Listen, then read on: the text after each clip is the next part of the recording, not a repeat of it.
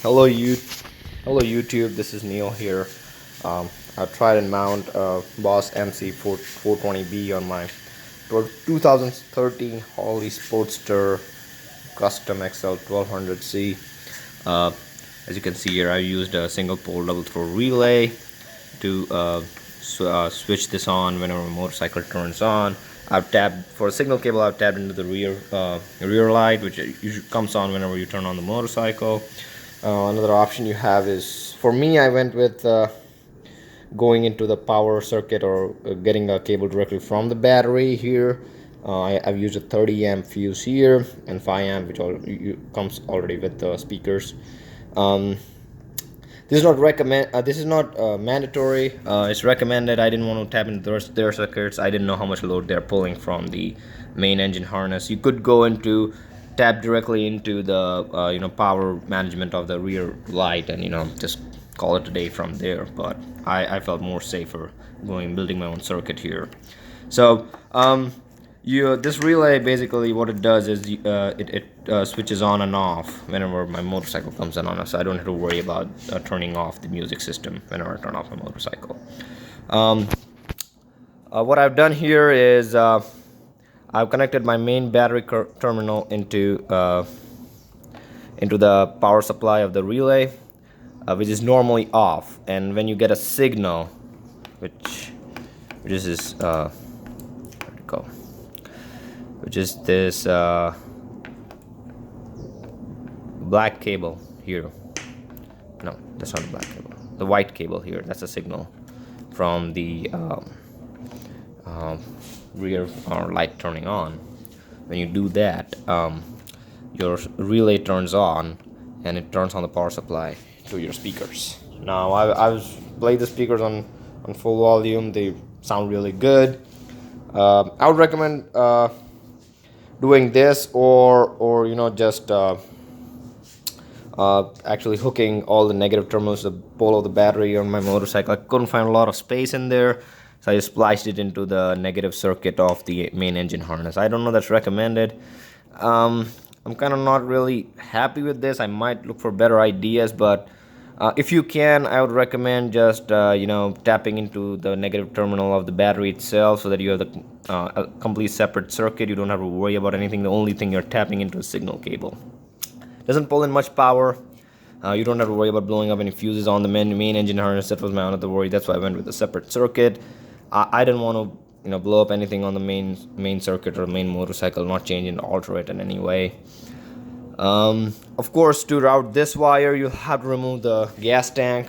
What I did was I routed it below the gas tank. So the gas tank is mounted on a main body frame that has a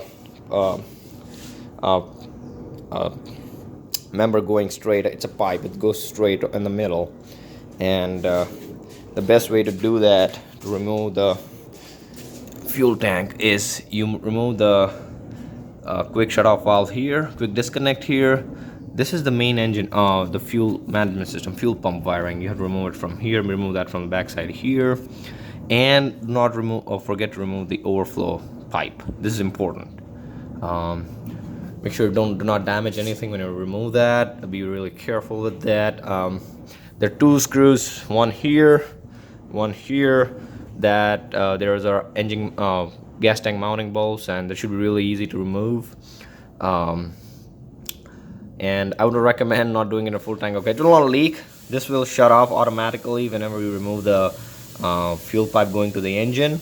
But I would still not recommend doing it in a full tank of gas. It will be really difficult. It's 4 gallons, so it's pretty heavy, and it might be difficult to put it back on. Other than that, there's not a lot of space on this motorcycle as is. It's really compact in build, so you might have a little bit trouble putting this into the cover behind this gas tank, behind which the entire engine wire harness that goes. This is actually the cable cover that runs all the way through here, and you can put your a power cable going to the amp over there. For managing the amp, I put everything tucked in here. That's my amp. That's all the cables for my speakers. I mounted the speakers on the crash bar. You can mount them optionally here. I just didn't want to overcrowd everything, so That's why we went the crash bar. It looks really nice, really compact. Goes with the look of the motorcycle. That's how Sportsters are built these days. Really compact, no extra space, really slim motorcycle. Um, Other than that, I did the volume control here. Now I had the frame or the covering here. I don't know what to call that. Maybe headlight cover. And I mounted. I drilled a hole here. It's about quarter of an inch. And I would recommend mounting it there. It works really nice. I mean, I get it. You have to reach out to here, but you know, I don't have to change volume 10 times on a motorcycle ride. It's one time should be good enough. It's again, that depends. I can reach out to here at any time when I'm riding. You could mount it here or here, but then it would look ugly, a wire running down all the way. You could probably put it here along with the other wires, but I want it to be much cleaner. I think this is much cleaner look. You know, hides away everything. Only thing you can see is pretty much this wire going in. I have everything tucked in there. I tried to put aluminum foil or my speaker cables are black. It goes good with my chrome. If you have a black motorcycle, you can just leave them as is, and just don't forget to zip tie everything and real snug. I have a swing arm bag.